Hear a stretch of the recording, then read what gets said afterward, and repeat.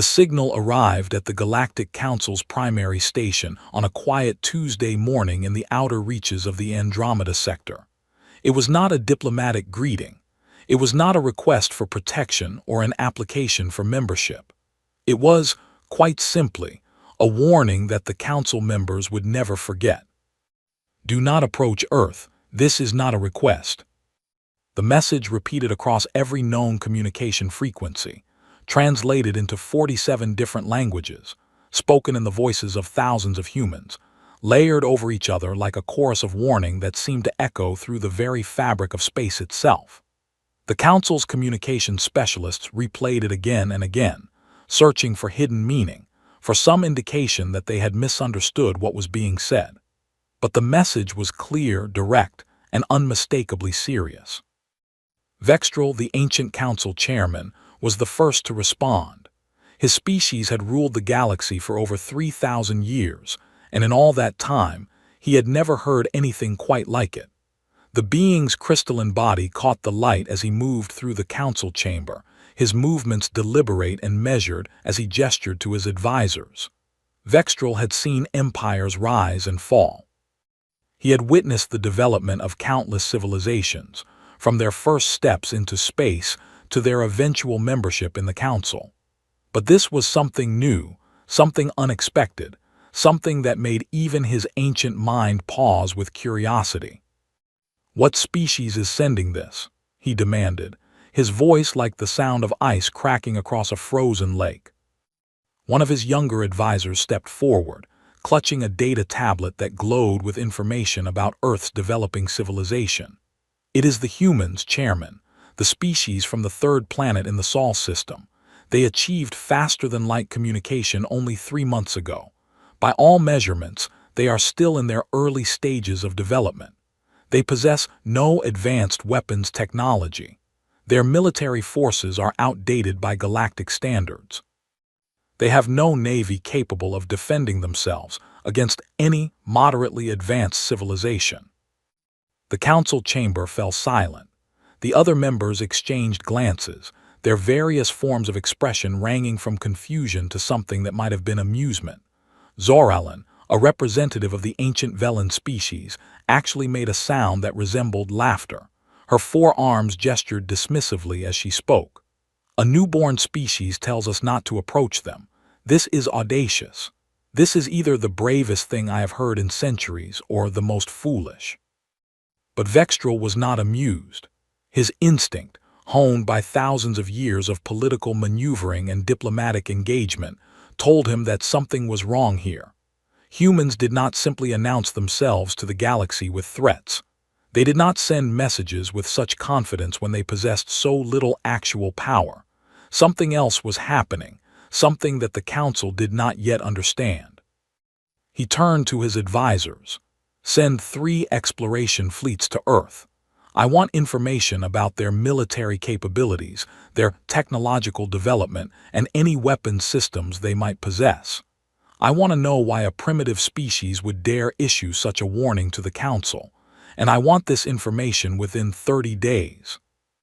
The advisors scrambled to follow his orders, and the exploration fleets were dispatched almost immediately. But even as they traveled through space toward the Sol system, even as humanity's massive star system's defense grids came into view, the humans seemed unconcerned. They sent no additional warnings. They offered no negotiations. They simply maintained their statement, repeating their message across all frequencies, as if they knew something that the Galactic Council did not.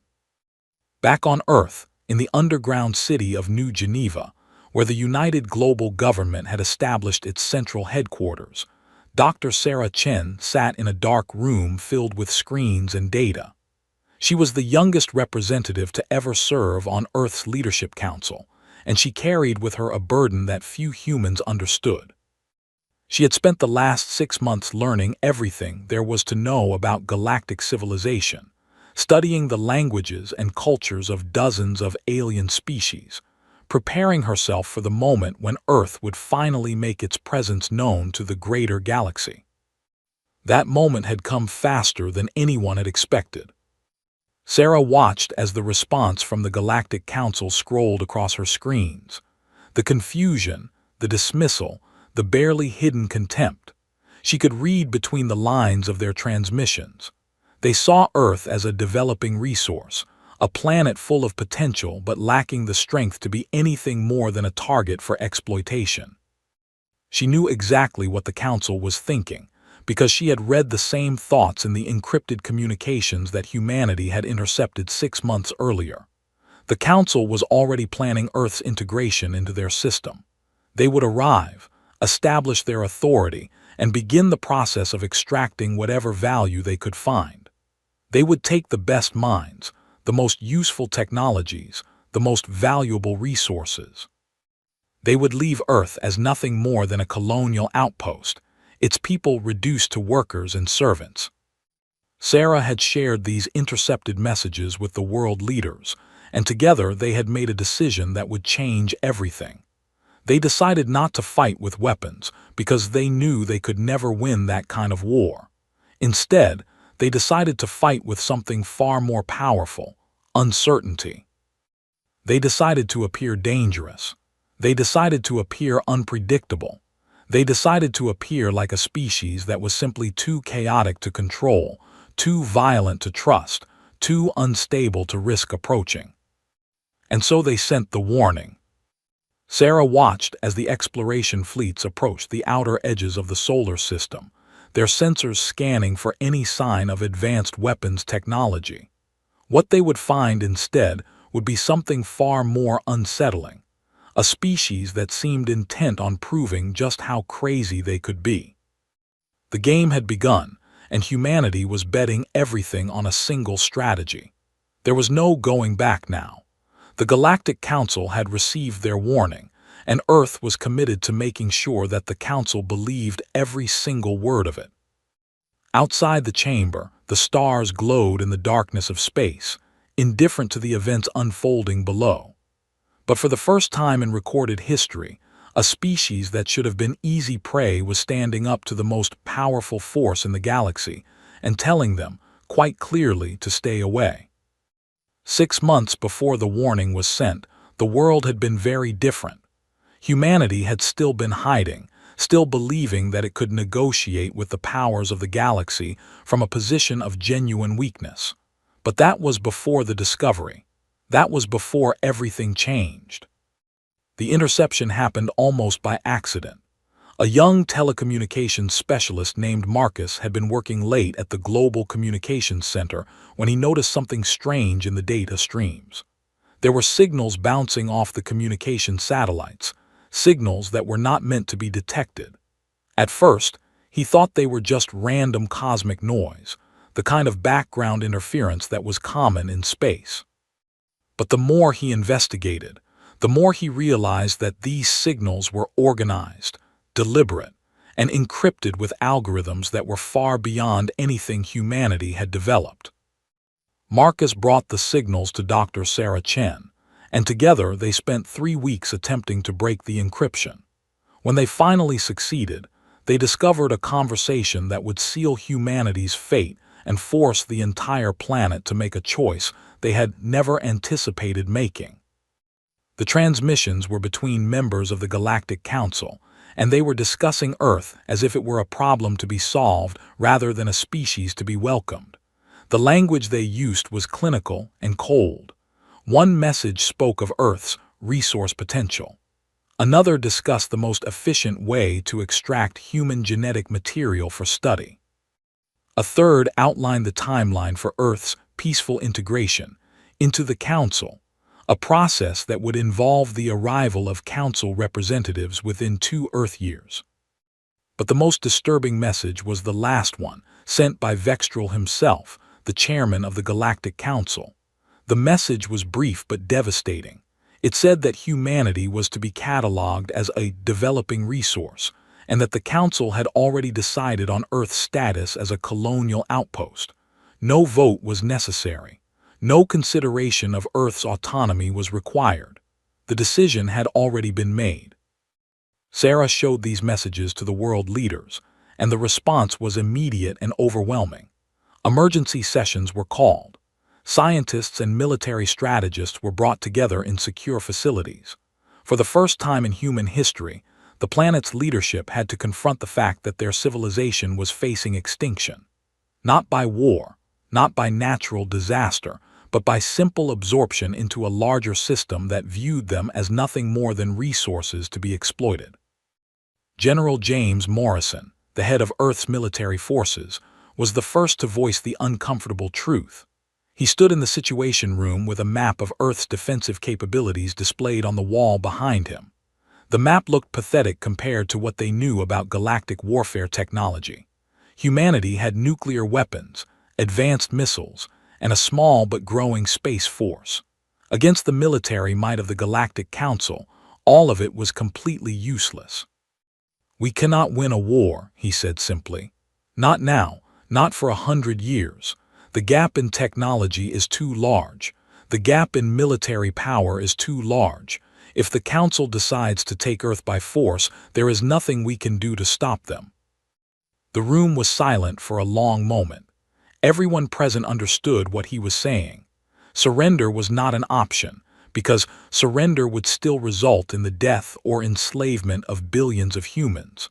Fighting was suicide, but doing nothing meant accepting the fate that the Council had already decided for them. It was Sarah who finally spoke.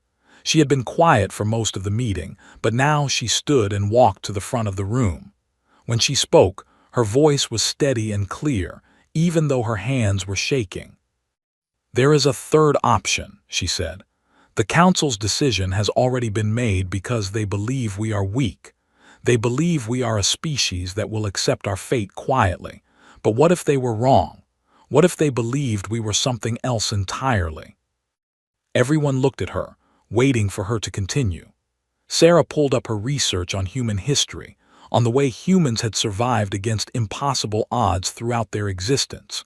She showed them examples of civilizations that had survived through cunning rather than strength, through psychological warfare rather than military might.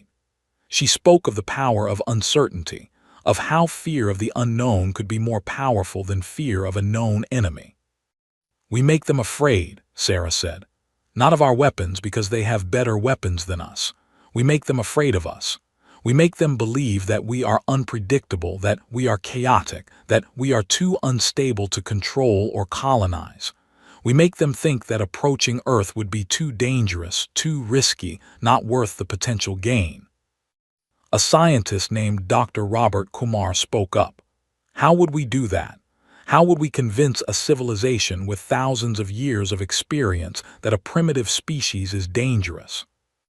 Sarah smiled, though there was no humor in the expression. "We show them. We show them that humans are willing to break the rules, that we don't think the way they think, that we don't act according to their logic. We convince them that humans are not civilized beings that can be reasoned with or controlled. We convince them that humans are something wild, something unpredictable, something that no advanced civilization would want to risk encountering." Over the following weeks, a plan was developed. It was a plan that required courage, sacrifice, and the complete cooperation of every nation on Earth. It was a plan that would cost lives and resources. It was also the only plan that might actually work. The first step was sending the warning. It had to be unmistakable, unambiguous, and delivered with such confidence that the Council would have no choice but to wonder what gave this primitive species such certainty. The message would be translated into dozens of languages and broadcast across every communication frequency. It would be simple and powerful: do not approach Earth. But the warning was only the beginning. What would follow would be a carefully orchestrated campaign of calculated chaos, false reports, and psychological manipulation, designed to convince the Galactic Council that humanity was simply too dangerous to be worth the risk of approaching. It was a dangerous game, and humanity was betting its entire future on the success of the strategy. Sarah stood in her office as the final preparations were being made. In a matter of days, the warning would be sent. In a matter of weeks, the Council's exploration fleets would arrive. And then the real challenge would begin, making the most advanced civilization in the galaxy believe that a primitive species from a remote planet was something to be feared. She thought about the billions of people who were depending on her, on this plan, on the hope that humanity could survive through intelligence and cunning rather than strength. It was a heavy burden to carry, but as she looked out at the stars beyond her window, Sarah knew that she would do whatever it took to save her species. The 3 exploration fleets arrived at the edge of the Sol system exactly as predicted. They were massive, magnificent ships made of materials that humans did not even have names for. Each fleet contained dozens of vessels, all equipped with sensors and weapon systems that could destroy an entire planet from a distance of millions of kilometers. By any reasonable standard, humanity stood no chance whatsoever. But humanity was not playing by reasonable standards. They were playing a different game entirely. The first sign that something unusual was happening came when the fleets detected military activity in Earth's orbital space. There were ships moving with strange, erratic patterns. Some of them seemed to be performing dangerous maneuvers that made no strategic sense. Some of them appeared to be firing weapons at empty space, as if they were shooting at enemies that could not be seen. The fleet's commanders requested clarification, but the only response they received was a series of cryptic messages that seemed designed to confuse rather than enlighten. One message consisted entirely of philosophical questions about the nature of consciousness and existence. Another was a mathematical theorem that had no bearing whatsoever on military strategy. A third was a poem about the human desire for freedom, written in a style that was simultaneously beautiful and deeply unsettling. The fleet's commanders were puzzled. In their thousands of years of experience dealing with developing civilizations, they had never encountered anything like this. Primitive species either surrendered or fought with some kind of logical strategy. They did not send philosophical questions and poetry. But the messages kept coming. Some of them were threatening in the most confusing way possible. One transmission said, "We have weapons that exist in the space between atoms, and they will leave no trace of your existence except for the memory of your own fear." Another said, "We have calculated the exact moment of your arrival, and we have decided that your death is acceptable to us as a reasonable price for Earth's freedom." None of these things made any sense, and that was exactly the point. Meanwhile, on Earth, massive military drills were taking place. The human forces staged elaborate displays of combat operations that were designed to be visible from space. Soldiers marched in patterns that seemed designed to confuse rather than organize. Weapons were tested in ways that made no tactical sense. At one point, an entire division of soldiers performed a synchronized retreat across a desert plain, moving in chaotic patterns while broadcasting messages that said they were advancing on an enemy position that did not exist. General Morrison had organized these operations with the help of psychologists and strategists from around the world. Every action was designed to convey a single message to the observing alien fleets. Humans are not like other species. Humans are willing to behave in ways that are completely illogical. Humans might do anything. The Second Fleet's commander, an alien being of immense intelligence and experience, began to suspect that something was very wrong. The military drills made no sense. The messages were incoherent. The behavior was unpredictable. This was not the pattern of a civilization preparing for war. This was the pattern of a civilization that might be willing to do anything, regardless of the cost. The commander sent a message back to the Galactic Council. The humans appear to be extremely unstable. Their military operations suggest a willingness to sacrifice vast numbers of their own population for purposes that we cannot identify. Their communications contain threats that seem to reference weapons or tactics that should be impossible for their level of technology. Recommend caution in all further approaches. But the warnings from the Second Fleet were interpreted by some council members as a sign of weakness on the part of the fleet's commander. The Third Fleet's commander, who was more aggressive in nature, decided to move closer to Earth to conduct more detailed scans. It was a decision he would soon regret. As the third fleet approached Earth more closely, something extraordinary happened. A small human spacecraft, piloted by a daredevil named Captain Elena Rodriguez, performed a series of maneuvers that seemed to deliberately threaten a collision with one of the alien ships. The human ship flew in circles around the alien vessel, sometimes coming so close that the two ships were separated by only a few hundred meters. The human pilots broadcast a message that said simply, "We are not afraid of you, and we do not care if we die." The alien crew watched in horror as the human pilot performed maneuvers that no rational being would attempt. They could not believe what they were seeing. This human pilot seemed to have no fear of death, no concern for the safety of her ship or crew, no regard for the power of the alien vessel surrounding them. She was behaving like someone who had nothing to lose, like someone who might be willing to fly directly into the alien ship if the opportunity presented itself. The Third Fleet's commander, now genuinely frightened by what he was witnessing, ordered his fleet to withdraw immediately. He sent a report to the Council that was full of fear and uncertainty. "The humans are not rational beings," the report said. "They are willing to sacrifice themselves for reasons we do not understand. They possess weapons or tactics that we cannot identify. They seem determined to fight regardless of the outcome. I recommend that all fleets be withdrawn immediately." This report was the turning point. Other fleet commanders began reporting similar experiences.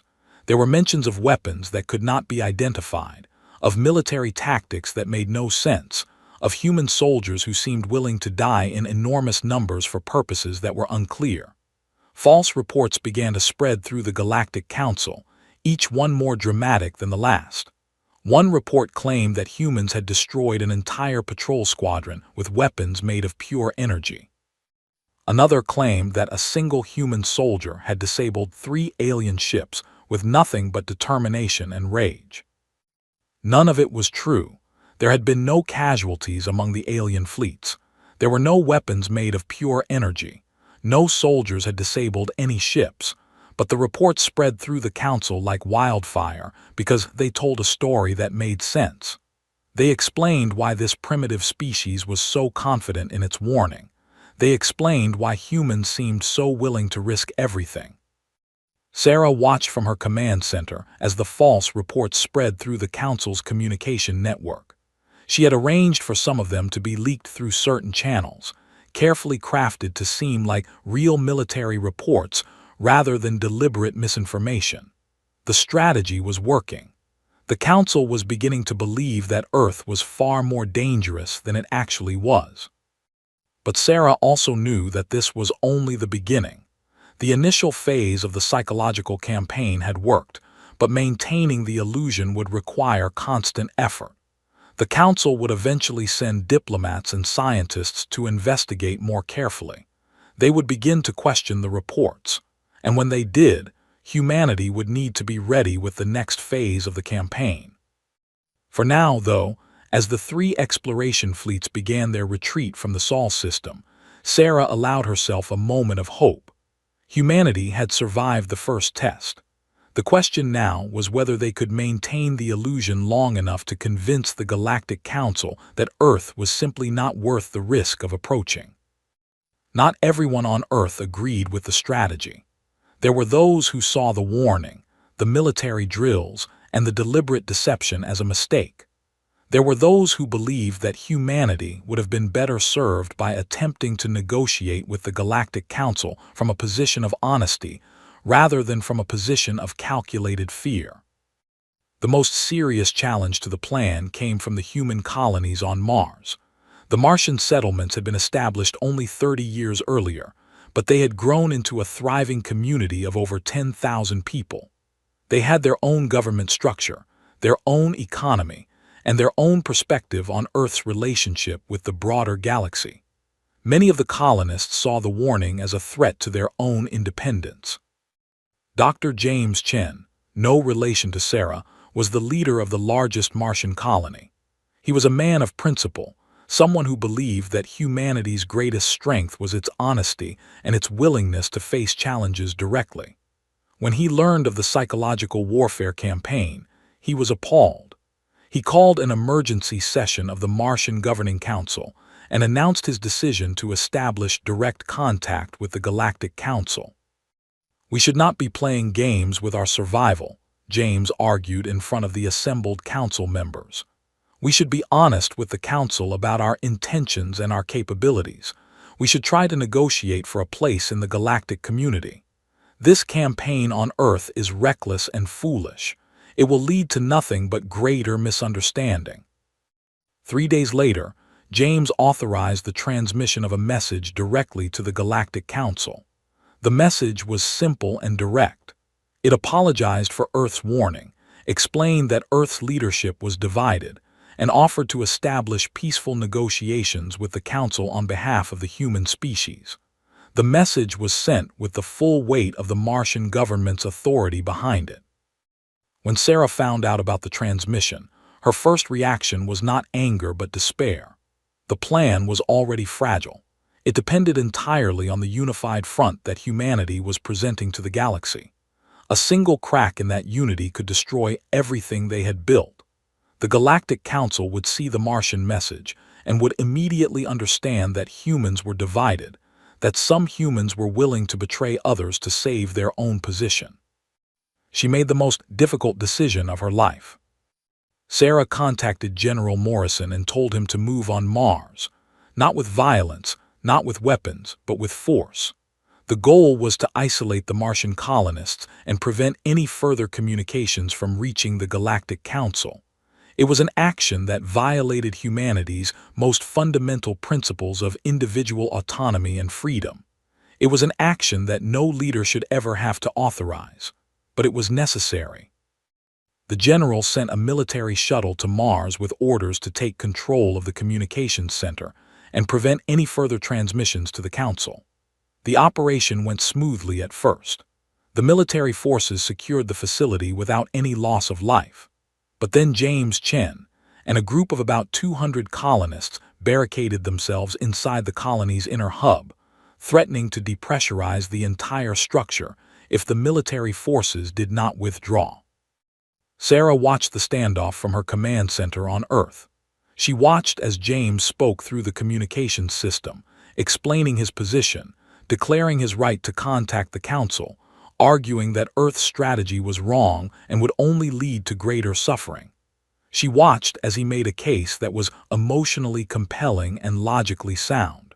And then she did something that she would never forgive herself for. She authorized the use of gas to fill the barricaded section of the colony.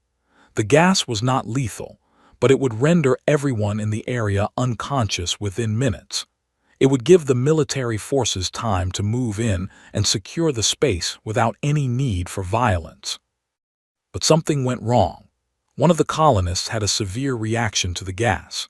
His name was Michael Torres, and he was a young man of only 23 years old. He had been born on Mars, had never set foot on Earth, and had his entire life ahead of him. But when the gas filled his compartment, his body reacted in a way that no one had predicted. His heart stopped, and despite the best efforts of the emergency medical team, they could not bring him back to life. Michael Torres became the first human casualty of Earth's campaign against the Galactic Council, but he would not be the last. Sarah stood in her office and stared at the reports coming in from Mars. She read about Michael's life, about his dreams, about the family he had left behind. She read about the other colonists, many of whom blamed her for his death. She read about the anger and resentment spreading through the Martian settlements, and she understood that the cost of Earth's survival was going to be far higher than anyone had anticipated. The colonists were given a choice. They could accept the new communication protocols and remain part of the unified Earth response to the Council, or they could be isolated on Mars indefinitely. The choice was presented as a practical necessity, not as a punishment, but everyone understood what was really happening. The colonists were being forced to choose between their autonomy and their survival. Most of them chose survival. But the incident on Mars had repercussions that spread far beyond the colony. News of Michael's death leaked to human populations around the world. There were protests and demonstrations. There were people who called for Sarah and General Morrison to be arrested for their roles in the boy's death. There were people who called for the entire campaign to be abandoned. Sarah gave a speech on international television. She stood before the world and explained the situation with brutal honesty. She spoke about the Council's intentions, about the reality that humanity faced, about the terrible choices that sometimes had to be made in order to ensure survival. She spoke about Michael Torres, about the tragedy of his death, about the weight of responsibility that she carried for what had happened.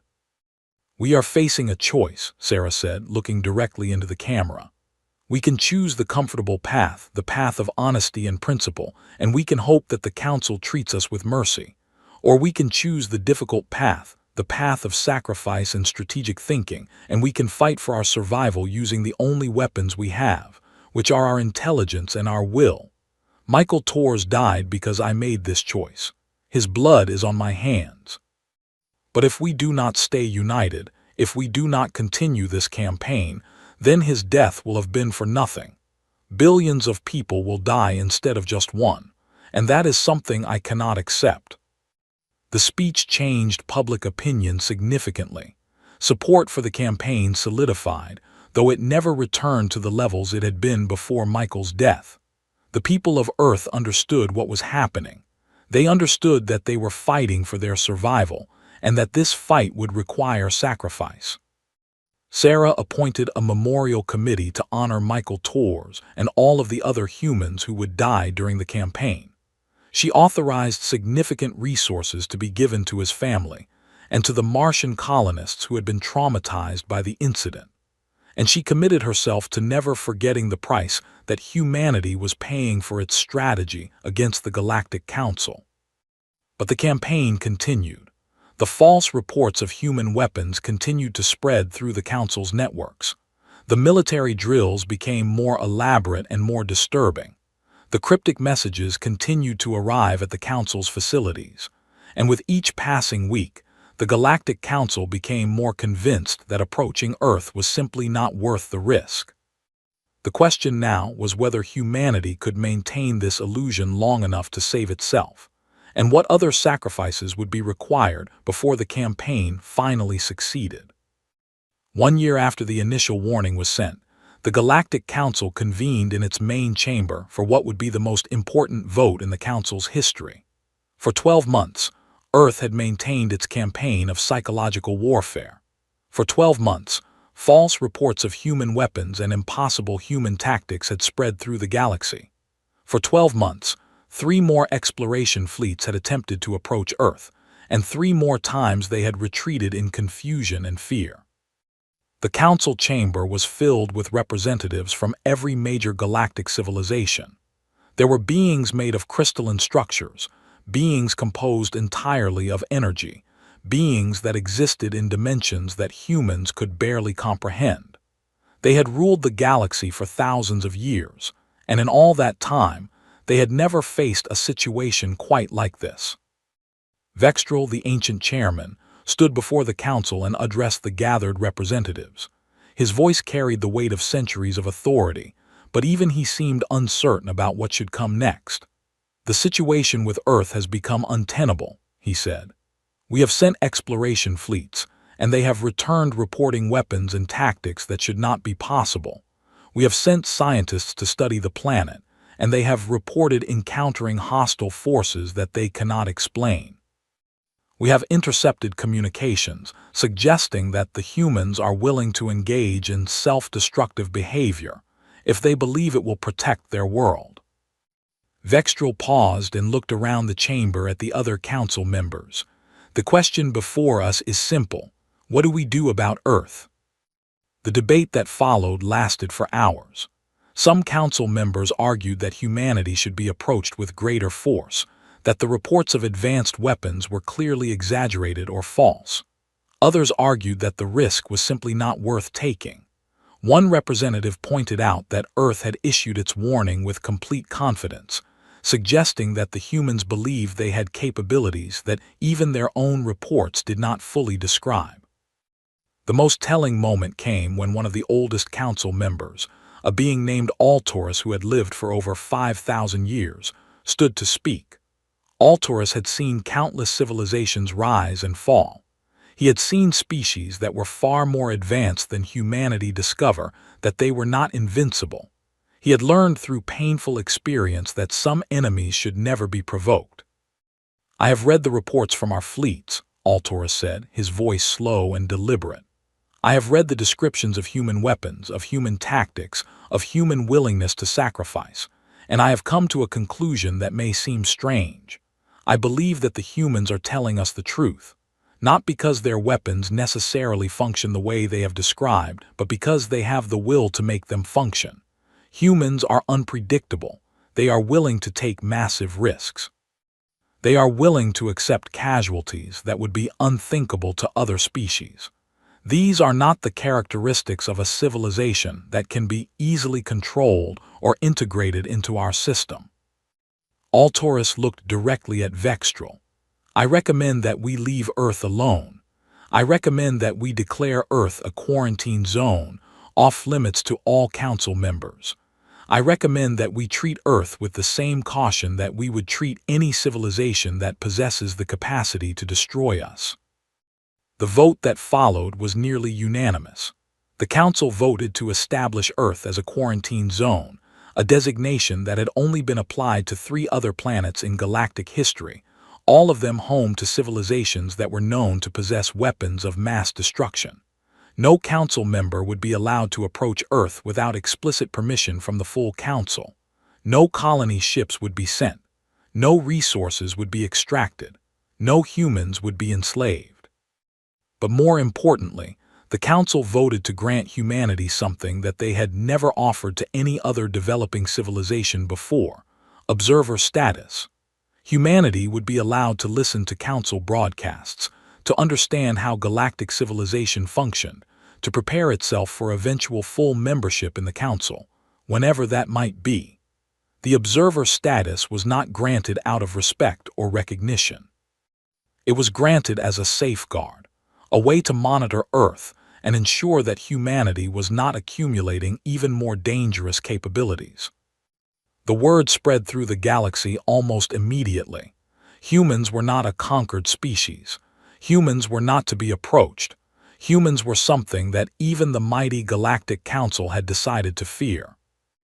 On Earth, in the command center where she had spent the last year managing humanity's campaign, Sarah Chen received the news with a mixture of relief and dread.